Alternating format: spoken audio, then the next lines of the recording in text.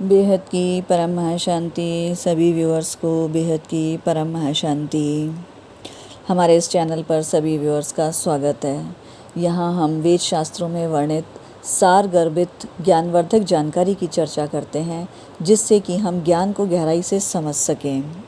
हमने पिछले वीडियोस में लक्ष्मी, सरस्वती और गंगा के परस्पर शापवश भारतवर्ष पर आने की चर्चा की थी और किस प्रकार वो शाप से मुक्ति का उन्हें साधन बताया भगवान विष्णु ने, ये भी चर्चा की थी। और इसके साथ ही भगवान विष्णु की आज्ञा से देवी लक्ष्मी का तुलसी के रूप में भारतवर्ष में प्रादुर्भाव हुआ और वो पूजित हुई, इसकी चर्चा भी हमने पिछले वीडियोज़ में की है। उसका लिंक आपको डिस्क्रिप्शन बॉक्स में मिल जाएगा। पिछले उसी वीडियो में हमने राजा धर्मध्वज और कुशध्वज दोनों ही भाइयों के बारे में बात की थी। राजा धर्मध्वज के यहाँ देवी लक्ष्मी का तुलसी के रूप में प्रादुर्भाव हुआ था, जिसकी चर्चा हम पिछले वीडियो में कर चुके हैं। अगर आपने वो वीडियोस नहीं देखे हैं तो प्लीज़ उन वीडियोस को देख लीजिए। लिंक आपको डिस्क्रिप्शन बॉक्स में मिल जाएगा ताकि प्रसंग को जोड़ने में आपको आसानी हो। आज हम राजा धर्मध्वज के भाई राजा कुशध्वज के बारे में चर्चा करेंगे, क्योंकि दोनों ही भाइयों ने देवी लक्ष्मी की कठिन तपस्या द्वारा अब ये मनोरथ प्राप्त किया था कि देवी लक्ष्मी का उनके घर में प्राकट्य हो। तो आप राजा कुशध्वज के यहाँ देवी लक्ष्मी के अंश से वेदवती के रूप में किस प्रकार देवी लक्ष्मी प्रकट हुई, इसी की चर्चा हम आज इस वीडियो में करेंगे। राजा कुशध्वज की परम साध्वी भार्या का नाम मालावती था। समयानुसार उसके एक कन्या उत्पन्न हुई जो देवी लक्ष्मी का ही अंश थी। वह भूमि पर पैर रखते ही ज्ञान से संपन्न हो गई। उस कन्या ने जन्म लेते ही सूतिका गृह में स्पष्ट स्वर से वेद के मंत्रों का उच्चारण किया और उठकर खड़ी हो गई। इसलिए विद्वान पुरुष उसे वेदवती कहने लगे। उत्पन्न होते ही उस कन्या ने स्नान किया और तपस्या करने के विचार से वह वन की ओर चल दी। भगवान नारायण के चिंतन में तत्पर रहने वाली उस देवी को प्राय सभी ने रोका, परंतु उसने किसी की भी नहीं सुनी। वह तपस्विनी कन्या एक मनवंतर तक पुष्कर क्षेत्र में तपस्या करती रही। उसका तप अत्यंत कठिन था, तो भी लीलापूर्वक चलता रहा। अत्यंत तपोनिष्ठ रहने पर भी उसका शरीर हष्टपुष्ट बना रहा। उसमें दुर्बलता नहीं आ सकी। वह नव यौवन से संपन्न बनी रही। एक दिन सहसा ही उसे स्पष्ट आकाशवाणी सुनाई पड़ी, सुंदरी, दूसरे जन्म में भगवान श्रीहरि तुम्हारे पति होंगे। ब्रह्मा प्रभृति देवता भी बड़ी कठिनता से जिनकी उपासना कर पाते हैं, उन्हीं परम प्रभु को स्वामी बनाने का सौभाग्य तुम्हें प्राप्त होगा। यह आकाशवाणी सुनने के पश्चात रुष्ट हो वह कन्या गंधमादन पर्वत पर चली गई और यहाँ पहले से भी अधिक कठोर तप करने लगी। वहाँ चिरकाल तक तप करके विश्वस्त हो वहीं रहने लगी। एक दिन वहाँ उसे अपने सामने दुर्निवार रावण दिखाई पड़ा। ये वही रावण है जिसका सीता हरण के अंदर प्रकरण बताया जाता है। आगे बताते हैं। वेदवती ने अतिथि धर्म के अनुसार पाद्य परम स्वादिष्ट फल और शीतल जल देकर उसका सत्कार किया। रावण बड़ा ही पापिष्ठ था। फल खाने के पश्चात वह वेदवती के समीप जा बैठा और पूछने लगा, कल्याणी, तुम कौन हो और क्यों यहाँ ठहरी हुई हो? वह देवी परम सुंदरी थी। उस साध्वी कन्या के मुख पर मंद मुस्कान की छटा छाई रहती थी। उसे देखकर दुराचारी रावण का हृदय विकार से संतप्त हो गया। वह वेदवती को हाथ से खींचकर उसका श्रृंगार करने को उद्यत हुआ। रावण की यह कुचेष्टा को देखकर उस साध्वी का मन क्रोध से भर गया। उसने रावण को अपने तपोबल से इस प्रकार स्तंभित कर दिया कि वह जड़वत होकर हाथों एवं पैरों से निश्चेत हो गया। वो अपने हाथ पैरों को हिला ही नहीं सकता था। कुछ भी करने और कहने में उसकी क्षमता नहीं रह गई थी।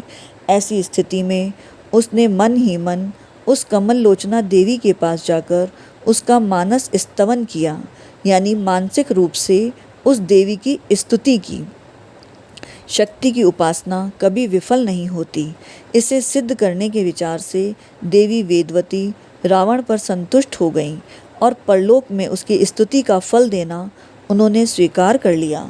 साथ ही उसे यह श्राप भी दे दिया, दुरात्मन, तू मेरे लिए ही अपने बंधु बांधवों के साथ काल का ग्रास बनेगा, क्योंकि तूने काम भाव से मुझे स्पर्श कर लिया है।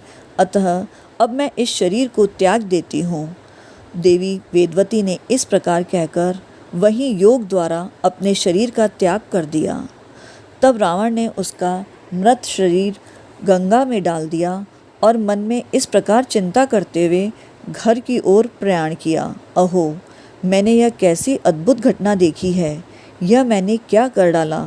इस प्रकार विचार कर वह अपने कुकृत्य और उस देवी के देहत्याग को याद करके बहुत ही विषाद करने लगा।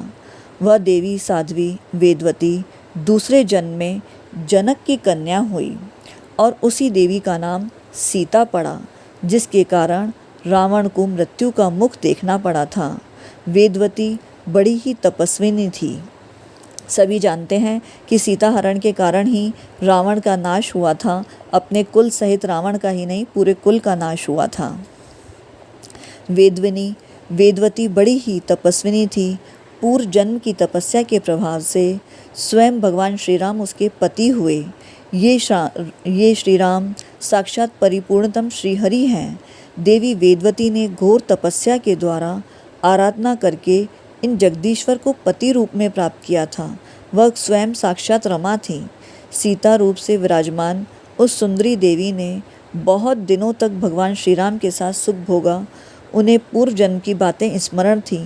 फिर भी पूर्व समय में तपस्या से जो कष्ट हुआ था उस पर उन्होंने कोई ध्यान नहीं दिया।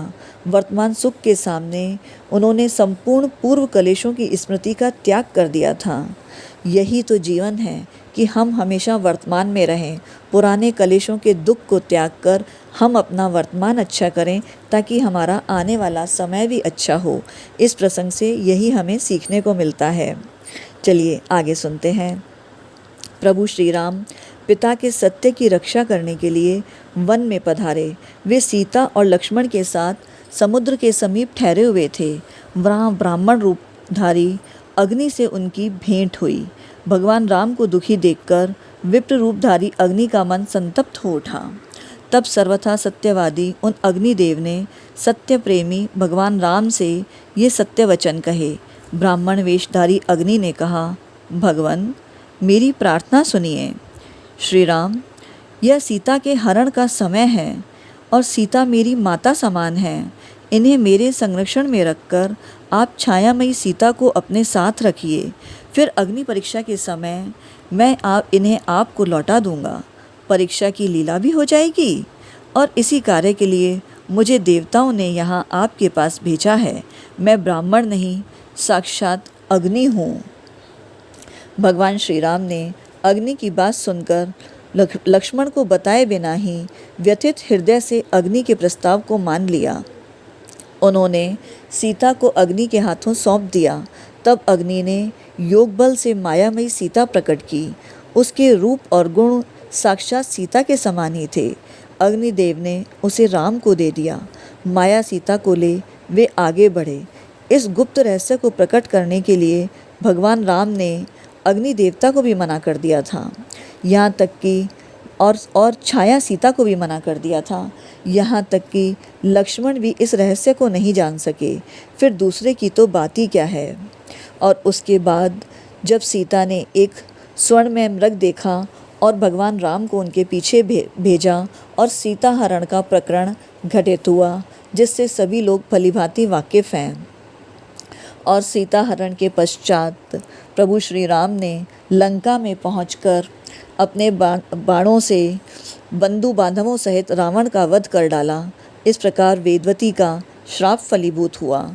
उसके पश्चात उन्होंने सीता की अग्नि परीक्षा कराई और अग्निदेव ने उसी क्षण वास्तविक सीता को भगवान राम के सामने उपस्थित कर दिया। तब छाया सीता ने अत्यंत नम्र होकर अग्निदेव और भगवान श्री राम दोनों से कहा, महानुभावों, अब मैं क्या करूँगी, सो बताने की कृपा कीजिए। तब भगवान, ये उन लोगों के लिए भी जवाब है जो कई बार माता सीता की पवित्रता पर उंगली उठाते हैं और वो ये सोचते हैं कि रावण क्या रहकर आई तो माता सीता पवित्र कैसे हुई।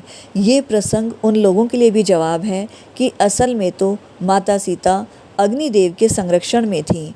जो रावण के यहाँ लंका में थी वो तो उनकी छाया मात्र थी, इसीलिए माता सीता सदैव पवित्र थीं। उनमें किसी प्रकार की कोई अपवित्रता नहीं थी। जब उनकी छाया तक को रावण अगर अपवित्र नहीं कर सका तो माता सीता की पवित्रता में संदेह का तो कोई सवाल ही नहीं उठता। चलिए प्रसंग को आगे बढ़ाते हैं। तब भगवान श्री राम और अग्निदेव ने उस छाया सीता को बोला, देवी तुम तप करने के लिए अत्यंत पुण्यप्रद पुष्कर क्षेत्र में चली जाओ, वहीं रहकर तपस्या करना। उसके फलस्वरूप तुम्हें स्वर्ग लक्ष्मी बनने का सुअवसर प्राप्त होगा। भगवान श्री राम और अग्निदेव के वचन सुनकर छाया सीता ने पुष्कर क्षेत्र में जाकर तप आरंभ कर दिया। उसकी कठिन तपस्या बहुत लंबे काल तक चली। उसके बाद उसे स्वर्ग लक्ष्मी होने का सौभाग्य प्राप्त हो गया।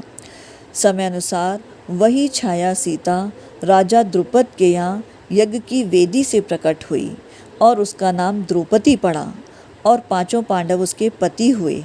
इस प्रकार सतयुग में वही कल्याणी वेदवती कुशध्वज की कन्या के रूप में उत्पन्न हुई। त्रेता युग में छाया रूप से सीता बनकर भगवान श्री राम की सहचरी बनी तथा द्वापर में द्रुपद कुमारी द्रौपदी हुई। अतएव इन्हें त्राहायणी कहा गया है क्योंकि यह तीनों युगों में विद्यमान थी। तो यह थी तीनों युगों में देवी लक्ष्मी के प्रारूप की कथा। अगर वीडियो अच्छा लगा हो तो वीडियो को लाइक करें, औरों से भी शेयर करें ताकि इस तरह की सारगर्भित जानकारी को हम ज़्यादा से ज़्यादा लोगों तक पहुंचा सकें, ताकि लोग ज्ञान की गहराई को, ज्ञान के रहस्य को समझ सकें और उन गलतफहमियों से बाहर आ सकें जो कि कुछ अज्ञानी लोगों की वजह से समाज में फैला दी जाती हैं। ये समय है सनातन के प्रादुर्भाव का, सभी जगह सनातन ज्ञान को फैलाने का। तो इसीलिए इस शुभ कार्य के अंदर अपना सहयोग दीजिए और वीडियो को ज़्यादा से ज़्यादा लोगों तक पहुंचाइए। अगर आप इस चैनल पर पहली बार आए हैं तो चैनल को सब्सक्राइब ज़रूर करिए ताकि आपको इस तरह की सारगर्भित जानकारी आगे भी मिलती रहे। इसी प्रकार की ज्ञानवर्धक जानकारी के लिए हमारे चैनल पर बने रहें। वीडियो को पूरा देखने के लिए सभी व्यूअर्स का परम धन्यवाद। बेहद की परम महाशांति।